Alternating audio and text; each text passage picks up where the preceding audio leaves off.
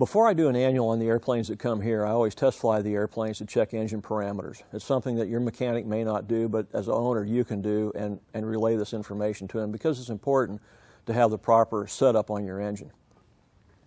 I'll start the engine up. First thing I look for is idle speed. The idle speed on the IO550 should be 825 RPM per the STC. There's no requirement on the IO470. Usually the speeds on that are about 750, somewhere in there. Once it's running, I get out, get ready to take off. This is where I look for a lot of things. When I come in with full power, first thing I look for is manifold pressure. Due to inefficiencies in the induction system, the manifold pressure on takeoff is usually going to be about an inch, inch and a half below what the normal atmospheric pressure is. So when I get in the airplane, I always note what it's reading. And here, for instance, the normal atmospheric pressure gives us about 27.5 inches.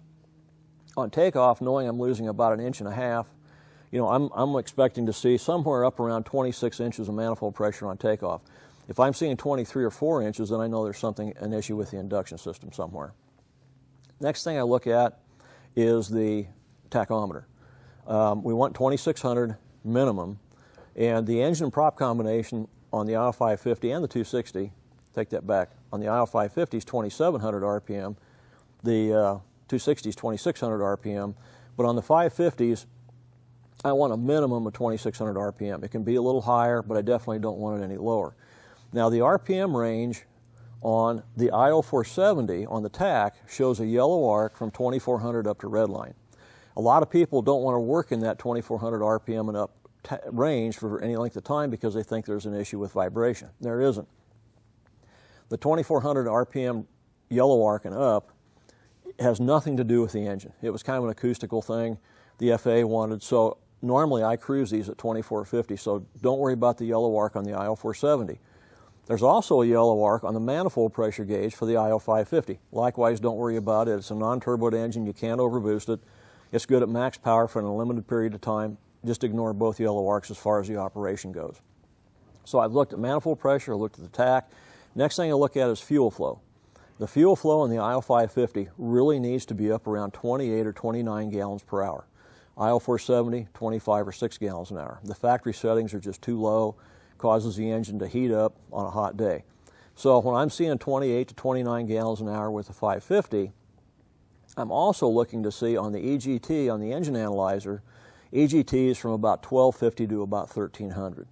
If you've got EGTs in the 1250 to 1300 range, that kind of tells me there's enough fuel going to the engine where you shouldn't have cylinder heating problems on the climb out. Same way on the 260, 25, 6 gallons an hour should give you about the same EGT reading. You should be okay there. So I've looked at the manifold pressure, the TAC, fuel flow, EGTs. Then I'll come back to climb power, get it in a straight and level flight, lean it out, close the cow flaps if needed, get it set up for cruise. Then the next thing I do is I look at the canard out here, and I start at an RPM cruise of about 2500, and I bring it back to about 2300, and I watch the canard because it's bolted directly to the engine mount and airframe, and it's a good indication of vibration. And usually somewhere in there there's a smooth spot, and that's kind of where I tend to run the airplane in cruise.